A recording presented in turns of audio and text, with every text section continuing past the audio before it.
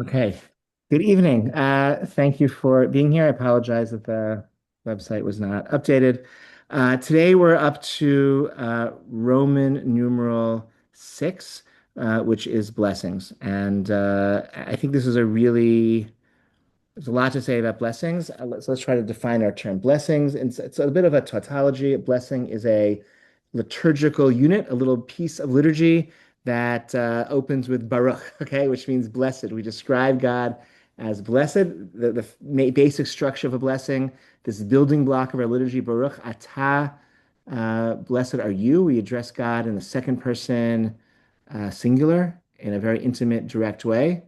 Baruch atah, we say Adonai, we call God by name. And then we switch to the third person, Eloheinu melech haolam, our God and the King of the universe. So we start in the second person, we switch to the third person, and then whatever the bracha then continues with what's called a chatima, with a seal, meaning a stamp, a seal, the way that the bracha ends. And each bracha, it's a little unit, they get put together, and that's how our liturgy is constructed. So if you're familiar with like the basic of our prayer, the Amidah, the standing devotional prayer, is built of 19 blessings and on weekdays, okay? Seven blessings on Shabbat. And the blessings we say before and after food are also, these are all these units with Baruch. It doesn't appear in scripture, it's not in Tanakh, but it sort of in rabbinic, in the dawn of rabbinic literature, it's sort of already there as like a feature of our liturgy our liturgy is constructed out of brachot, out of blessings. Rabbi Yeah, Wolkenfeld, yeah. why is the Amidah sometimes called Shmona Esrei? It's called Shemona Esrei because it has 19 blessings. Shemona Esrei, of course, means 18. So why does the 18, Exactly. the 18 blessing Amidah have 19 blessings? So the Talmud says that the blessing that we say condemning heretics was added late. Originally, it was 18 blessings, and there were these heretics, not really I mean, meaning these were Jewish Christians, early Christians who were Jewish, and they went to synagogues, and it was seen as important to create a parting of the ways so that we would know what was Judaism and what wasn't Judaism. And so they added a blessing to the Amidah that a Christian could not say because it condemns Christians, condemns slanderers and people who undermine the community. And the original version also said minim, which literally means heretics, but was understood to mean Christians. And so the thought was this way you would know who was a Christian because they wouldn't be able to say the bracha. And so that's how the 18 blessing Amidah has 19 blessings. We still call it the Shemona Esrei, the 18 blessing Amidah. Now, I think historically that's actually probably not true. I think the 19th blessing was the blessing we have for Yerushalayim and Semech David, the blessing for the return of the rule of the monarchy of the House of David, which we have as two different blessings. We have early sources that it was listed as one blessing, combined blessing. And so that's probably how we got from 18 to 19. But in any event, we have 19. Seems they once had 18. We still sometimes call it the 18 blessing Midah. Thank you. You're very welcome. Thanks for asking. Okay. So blessings are again our building blocks of our liturgy are blessings. So the Amidah, we say every morning, every afternoon, and the evening is blessings. The Shema, three paragraphs of the Shema, three paragraphs of scripture that we recite in the morning and the evening are preceded and followed by blessings. But we also say blessings after and before we eat. Now, the blessing after we eat is actually a obligation of the Torah. The Torah says in the book of Deuteronomy, V'yachalta v'savata uverachta Hashem Elokecha al ha'aretz v'asher natamach. You shall eat and be full, satiated, and you shall bless the Lord your God for the good land that God gave you. And so it seems there's a biblical obligation to say Birkat Hamazon, to say this blessing upon eating a meal that satisfies you. But it has to be a meal with bread. It comes later, not obviously. I mean, we understand that to me a meal includes bread, because bread in ancient times was most of what people ate, and it was the silverware, and it was the plate. Okay, they had a dish with food, whatever, some like meat or some like stew, some sort of thing, and everyone had bread, and you would dip the bread in, and that's how you a Okay. meal so it was either a snack or you had bread. Okay, so that was a meal. It's sort of a little silly now. You can have a big meal, steak, potatoes, green beans, a salad, with a soup before and, dessert before. Afterwards, you don't say Birkat Hamazon because you didn't have bread. Whereas if you had a little slice of bread, a little crouton, then it's like a meal with say Birkat. So it's a little silly. We're kind of formalist about it. But okay, we're preserving this tradition of how meals used to be, even though meals are very different nowadays. But the Torah seems to be saying, okay, you eat a meal, you're full, you say Birkat Hamazon. So this grace after, and then the Talmud says also you have to, there's also an obligation, a secondary obligation to say a blessing before anything you eat. And there's a sort of a general understanding in the Talmud that before, excuse me, before Not bring any, your thank you, before any enjoyment from the world, you have to say a blessing. It's like the thing that earns us a right to enjoy the world, and that's um,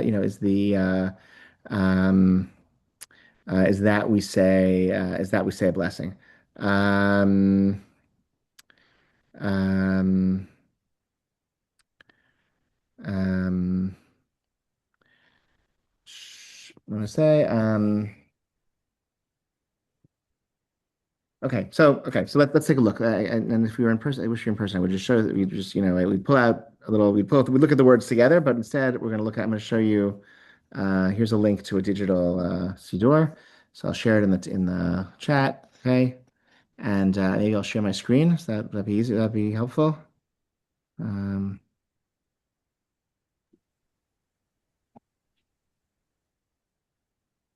Here we go. Um, okay.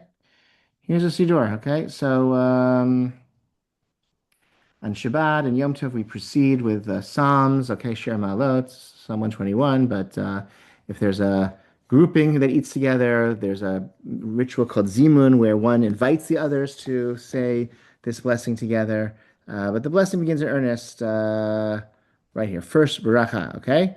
And this is the bracha. Blessed are you, Adonai, our God, King of the universe. Okay, nourishes the entire world with goodness, with favor, with kindness, with mercy, provides food for all flesh. His kindness endures forever, and through his great goodness we have never lacked.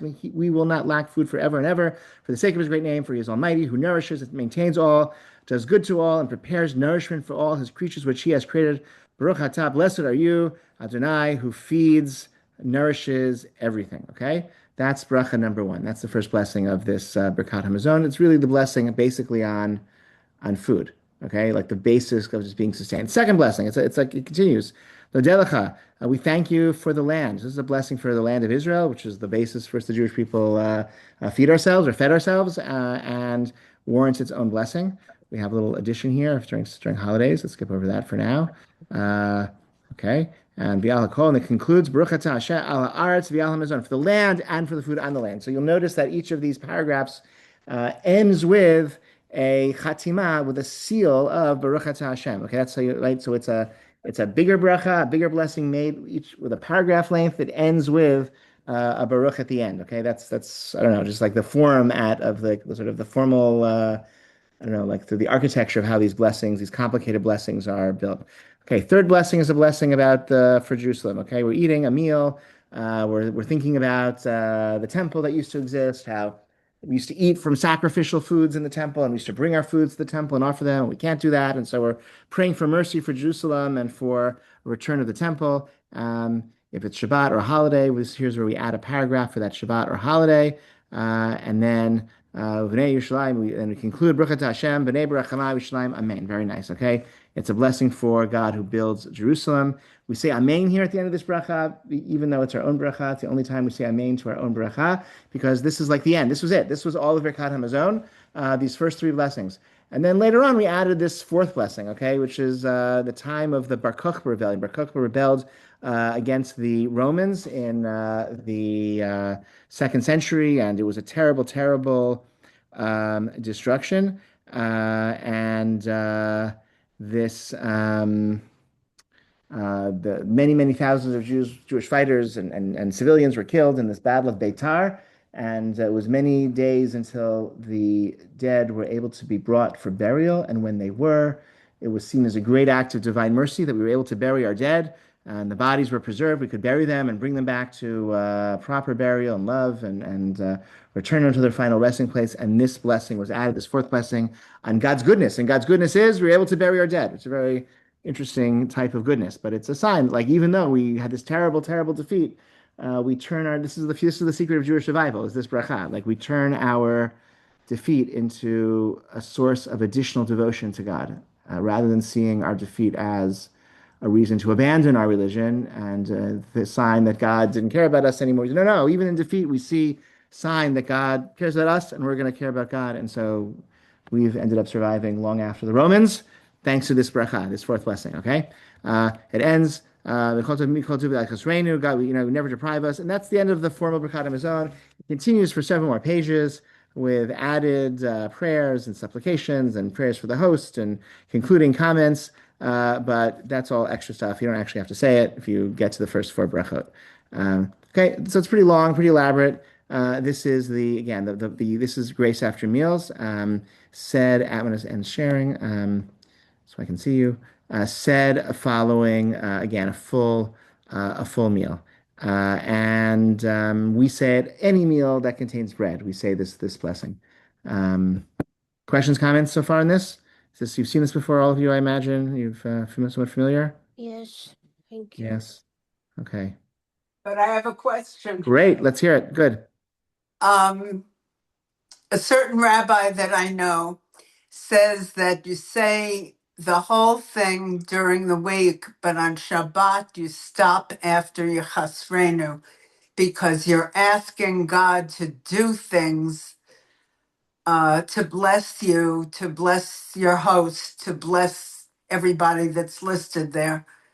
And you don't ask for Oh. blessings on Shabbat. On Shabbat, we have a pared down liturgy. We don't make requests on Shabbat, and all those added things we're asking God for things, so you shouldn't say it on Shabbat. That sounds I've never heard that before. It makes a lot of sense and sounds very reasonable. The counter argument is on the weekday, keep it short because how, like, are you going to really be focused and have, to sit there and say all these words? It's very long enough as it is. You're really going to say it nicely on a weekday? Where Shabbat, what are you're relaxed and you have time and you can sing at the table, and so you'll be able to say the whole thing with appropriate kavanah. So I'd say if you want to be extra strict about not saying any prayers that are requests of any kind, okay, go, Tavo Lav Bracha, that's great, go for it. Standard is to say it on Shabbat and weekday, and I think, personally, I would say on weekdays I'm off. It's often very hard for me I'm tired, I'm rushed, I'm, from one place to another, so Shabbat can be a nice chance to say things a little bit more slowly. Okay, thank you. Thank you. Other questions or comments? Okay. All right, let's go on. So before food, we say brachot as well. And so we can find it. So a meal with bread. Okay, I'm going to share again. I'll share the link again. You can follow along on the digital. I just moved down a few paragraphs in that same link. You can see. I guess I'll share my screen too.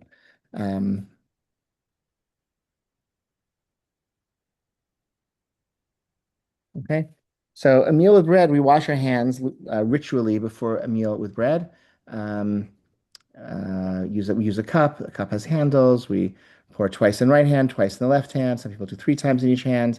We say the blessing as we dry our hands. The blessing for washing hands, and then we say the blessing on the bread. Hamotzi lechem min haaretz, God who brings forth bread from the earth. It's interesting. It's really people who do a lot of the bringing forth the bread from the earth, but we're ascribing all of our capacity to do so to God. And of course, God makes the grain grow. We're the ones who turn it into bread. But again, that's all this divine power that we have.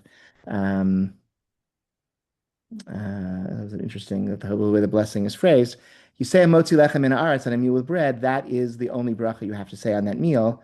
I think because bread was the basis of the meal, right? Like it was your plate and your fork and your spoon, and most of your carbohydrates were all from the bread. So it made sense that would be the only blessing you said. Even now, when the bread is you have a slice of bread and lots of other things, even so, you say hamotzi, the blessing for bread, and that covers you for anything else you eat at the meal. If you're not eating a meal with bread, you're eating a snack or a meal without bread. So then you have to pay attention to all the various foods, and each type of food has its own bracha. So anything made with grain that isn't bread is berei minei mizonot. Pasta, cookies, okay, is berei minei mizonot. Crackers, pretzels, okay. If you have wine, it's berei pri hagafen, wine, or let's say grape juice as well. If you have a meal with wine, that also that covers all the beverages you have at that meal. It's like bread and wine are like the most refined, processed, important, significant, symbolic foods and drink, respectively. And so those blessings cover anything else you would eat at that meal. Okay. Bore Priya Eitz is any fruit, but it has to be fruit that grows um, from a tree, meaning it has branches that come from a trunk that survives from year to year. So apples, peaches, raspberries, blackberries, blueberries, um, okay, are all Bray Eights. If it's a vegetable plant, product of a plant, something that grows that isn't a fruit, which could be what we might colloquially call a fruit, but it doesn't come from a trunk of a tree with branches, like bananas or strawberries. The bracha is Borei Pri Adama. So that's the bracha for lettuce, carrots, tomatoes, strawberries, bananas, celery, um, okay, potato chips, Borei Pri Adama. All right. And everything else, which is meat, cheese, milk, water, coffee, um, okay, is shakoni avidro. All right. Continuing on. There's an after bracha, if there's an after bracha for things that don't warrant the full Birkat Hamazon.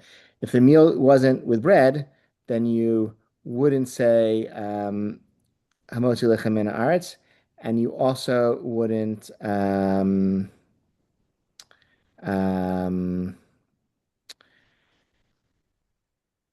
say the full bracha Hamazon. So there are different after brachot. Basically, there's one after bracha called the three-part bracha, which is for any food of the seven species that the Torah uses to praise the land of Israel: wheat, oats, barley, pomegranates, figs, olives, and what am I forgetting?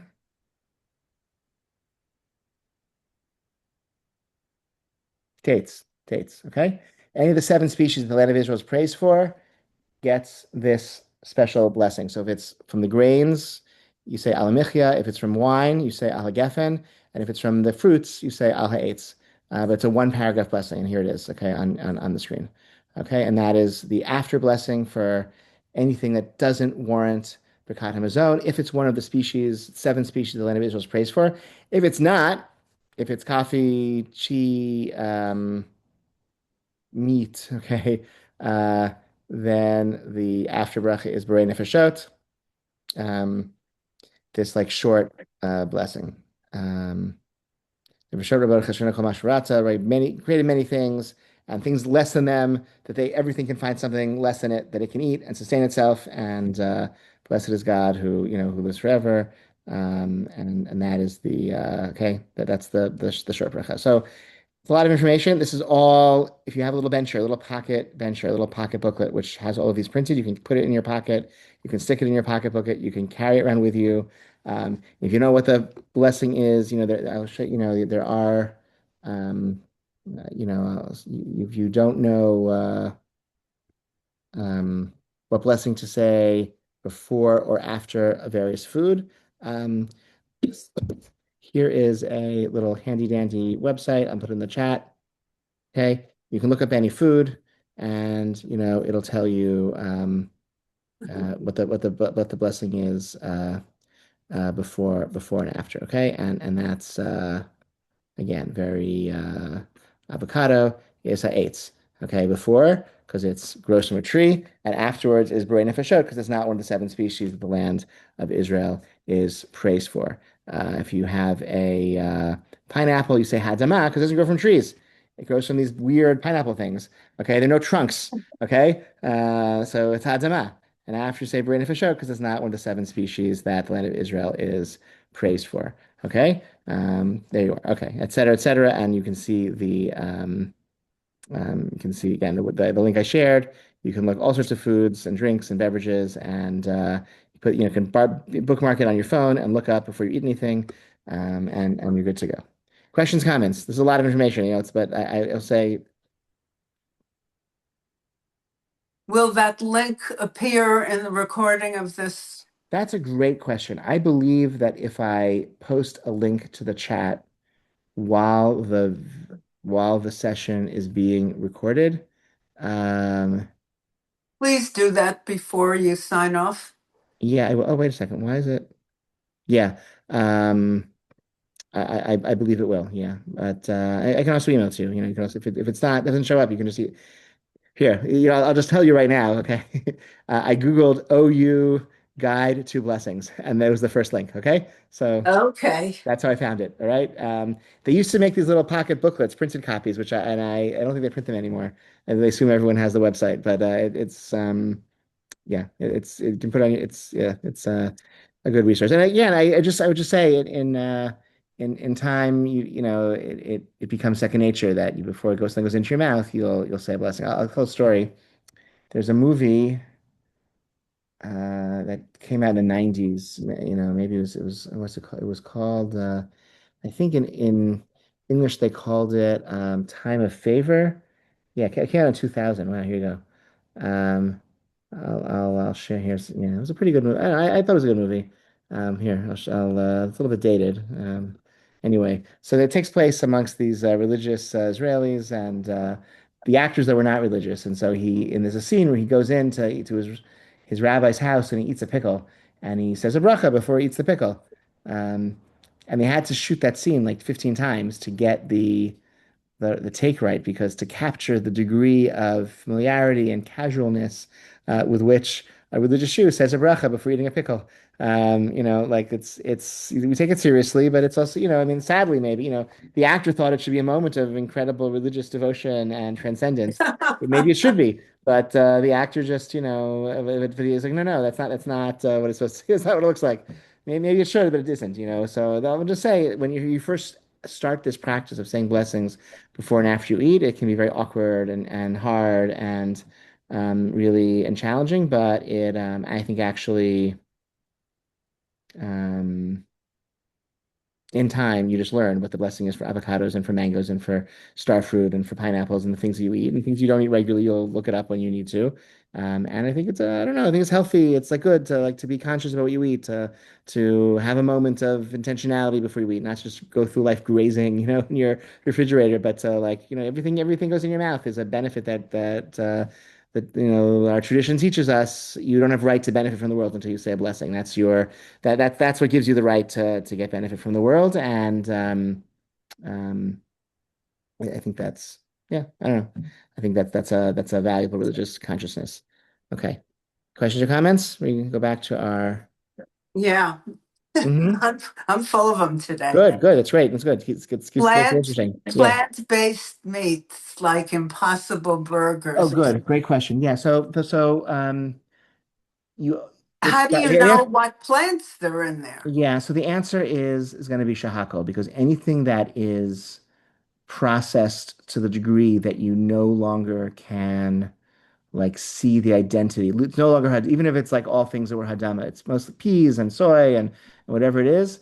It gets processed to a degree that it's no longer retains any appearance of the thing itself. It becomes shahako. So an orange is ha'etz, but orange juice is shahako. Okay, and Uh, potato is adama. Potato chips are also hadama, but Pringles are shahako. Right? In other words, if the potato chip is made by slicing a potato very thin and frying it, right.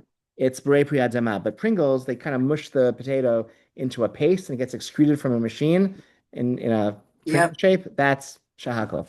So all of these artificial meats are shahako because even though they're all based from plants, there's no observable plant content that's still recognizable. An interesting exception might be chocolate. Everyone says shahako on chocolate, but chocolate is the only way in which the cocoa bean is consumed, or it's the major way the cocoa bean is consumed.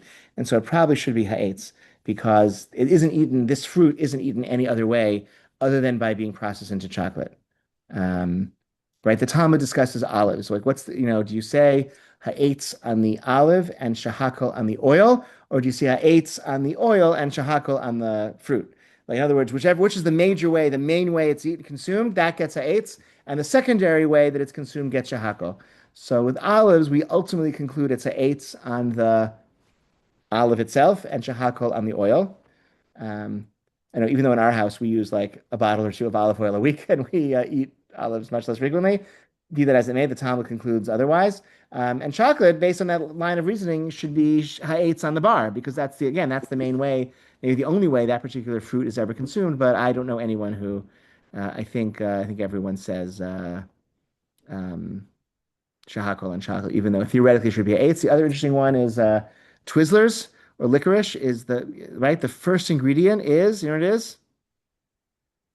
Never checked.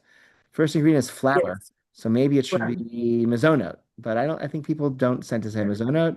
Maybe because the flour is like a binder rather than a main thing you're eating. I don't know, but it doesn't look like a baked good or a pastry. So generally people say shahako. I think I say shahako on Twizzlers, but there's an argument could be made that it should be mizonote because it's the first ingredient is generally flour. For things like granola bars and kind bars, like the first ingredient in kind bars is usually the nut. So I generally would say ha'etz. If it's an almond, kind bar, first ingredient is almond, so that's the main thing. I would say ha'etz. Um, Peanuts are hardama. Peanuts grow underground. Ha'etz, almonds grow out from trees. So peanuts hardama, almonds are ha'etz.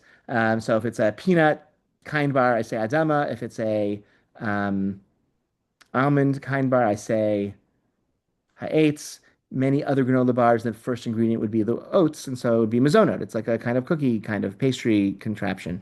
So I would say mizonot, although if the oats aren't baked, maybe it would be hadama for the oats if they're not in pastry too. But I think they kind of are. I don't know. It's a good. I don't know. Now I'm curious actually. What if I've been doing it wrong? Um, I don't even know. Let's see. Here we go.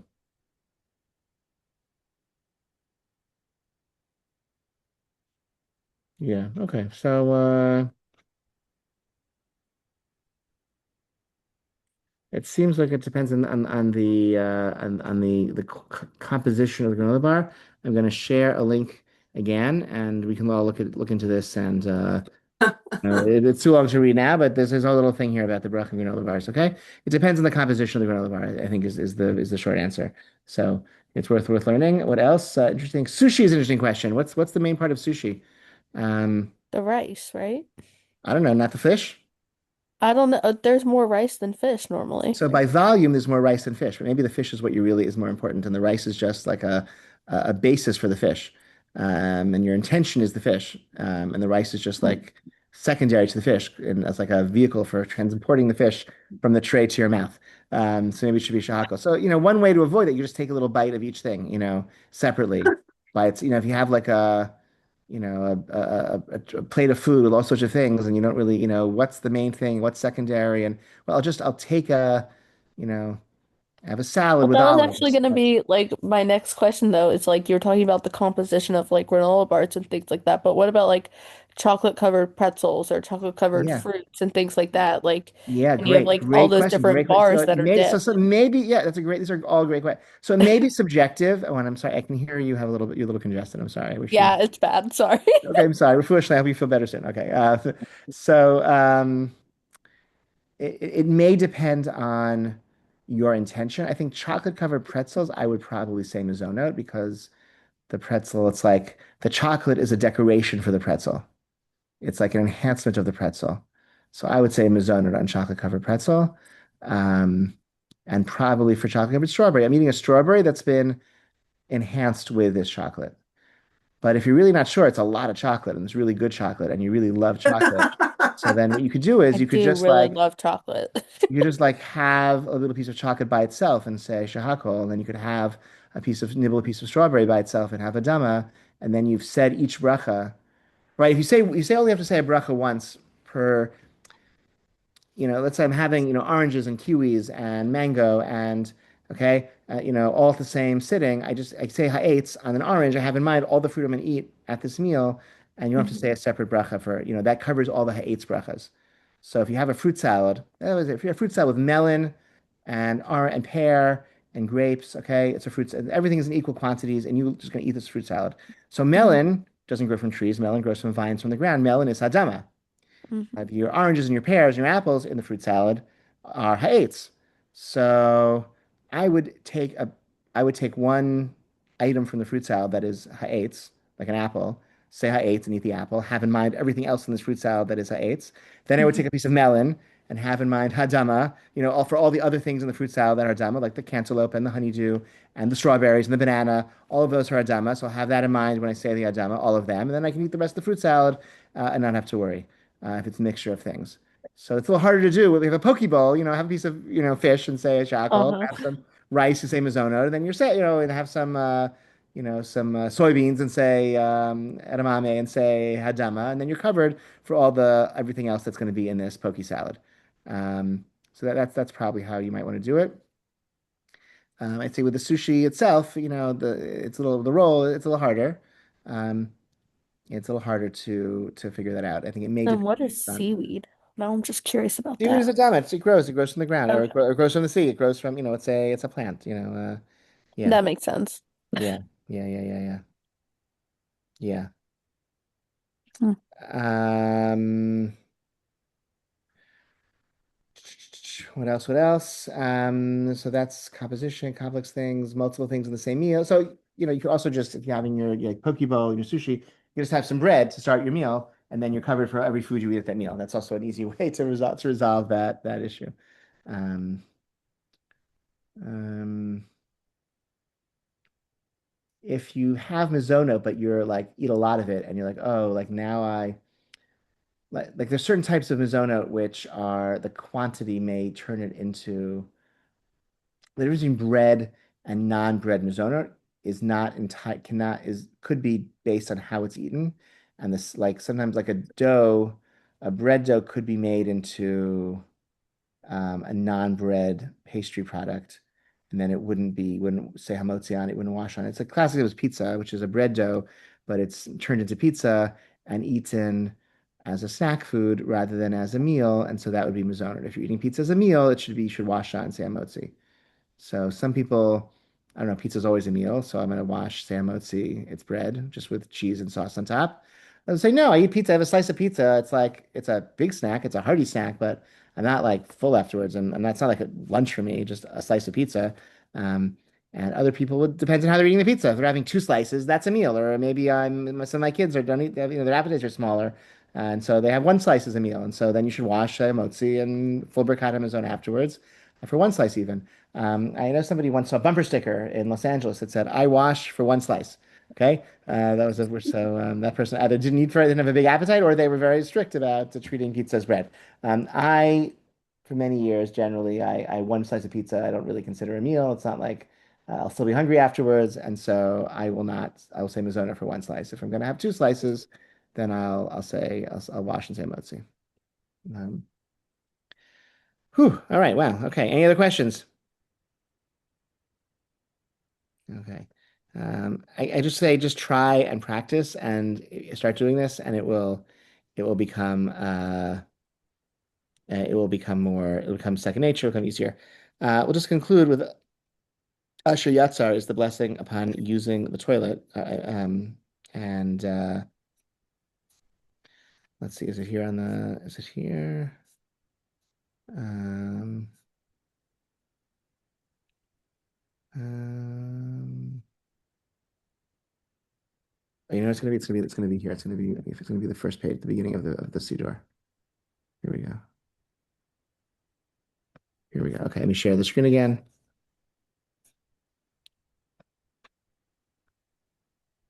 Okay. This is anytime you use the toilet, you say this blessing afterwards. Okay. Asher tzar adam b'chachma, fashioned humanity with wisdom, created within him openings and hollow spaces. It's obviously known in the presence of your glorious throne that if one of them were ruptured or if one of them were blocked, it would be impossible to exist and stand in your presence, even for a short while. Blessed are you, heals all flesh and performs wonders. Okay. That's the really, really quite really beautiful blessing. Very, very concrete. Okay, the things that are open in our bodies need to stay open. Things that are closed need to stay closed. If one of the open parts gets clogged, if one of the closed parts gets open, it's a big mess. Okay, as we know. And so as long as everything's working and the open parts are open, the closed parts are closed, and here we are and able to, get up in the morning still alive and use the toilet and everything is working as it should, so that warrants a bracha. So you say that blessing anytime when you use the toilet, and then not in the same room as the toilet. We wait to leave the restroom, leave the bathroom, and then you say this bracha. So you can stick a little piece of paper in your wallet until you memorize it. Um, and again, I think it's a really, it's quite blunt and concrete, but expresses a really, really true thing. There are other blessings as well. There are other blessings of other benefit blessings. If you smell something nice, um, as well, and you can find those in the Siddur. There are blessings of praise for natural phenomenon, seeing a rainbow, hearing thunder, lightning, a particularly beautiful tree, mountain, or person. Okay, seeing a very strange looking animal. Okay, there's all these brachot that one can say. Seeing a king. Okay, seeing a very wise person. So there are all these praise brachot as well that we can say, and I think it's a way to sort of add religious inspiration to our day as we go about our day, seeing and hearing things, which I think is very special. And um, so yeah, so that's great, and those are all in the Siddur. Um, and I encourage you to incorporate them into your life if you haven't already done so. I think this is a distinctive feature of Orthodox Judaism, observant Orthodox Judaism. I don't know why other Jews don't do this. It's like it's strongly endorsed in rabbinic literature. I think it expresses like a really profound religious idea, and so 10 out of 10 would recommend. Any questions on anything I just said now? We may come to a good rest pausing part. Otherwise, pausing point. No question, but I just wanted to add like a comment that I Please, do yeah, think that like the brachas for like the phenomenon and like things like that, it yeah, does add a very nice religious aspect to life. It's like, amazing. okay, none of this would be here without any of that either. So it's acknowledging that and then giving that. I like it a lot. So Yeah. the rainbows, those ones stand out to me. Yeah, yeah, yeah, yeah, yeah. Is can you share like which ones that you're saying that like which have you had the chance to say already? Like what? So I have like a little booklet that I bring with me because my Hebrew tutor, she had printed me out like a bunch of different ones. And Uh-huh. so some of them are like seeing a beautiful animal or like seeing a rainbow. So I was driving, I don't know, maybe like 3 weeks ago after it Oh had been yeah. storming, and I saw like Yeah. four rainbows in a row, and all I could think Wow. about was that. Oh, that's But I great. was That's like, amazing. I'm driving, I can't do it because I don't know it, but that was all I could think about. Yeah. Yeah. Yeah. Yeah. Yeah. Yeah. Yeah. Yeah. Yeah. Beautiful. That's the point. Rainbow is interesting. There's a cool question with the rainbow blessing, like whether the rainbow is like, is it a good bracha or is it like, is the rainbow God saying, I really, really want to smite you and destroy you all, but I can't because I promised not to? In which case you say the bracha, but it's like, whoa, this is like, you should feel chastened by God when you see the rainbow. Or it's like, wow, look how pretty it's a rainbow and here's a bracha, God gave no other no sign, kind of cool, right? So I think there are different valences, but that's beautiful. It's really beautiful. The interesting question of whether you say the rainbow bracha, if you see a rainbow in Niagara Falls, do you say the bracha? What if you see a rainbow you make yourself with a garden hose in the sunlight? Does that count? Or does it have to be like does an artificial rainbow count? I forget. I think there are different opinions in the cheat answer is it's almost Hmm. like it's a dispute among those who write about it. I don't remember, but I researched this years ago. So it's discussed in the literature. Huh, interesting. Yeah. All right. Let's pause now, but I'm going to stop the recording and we'll pick on, I'll share, talk about our next time.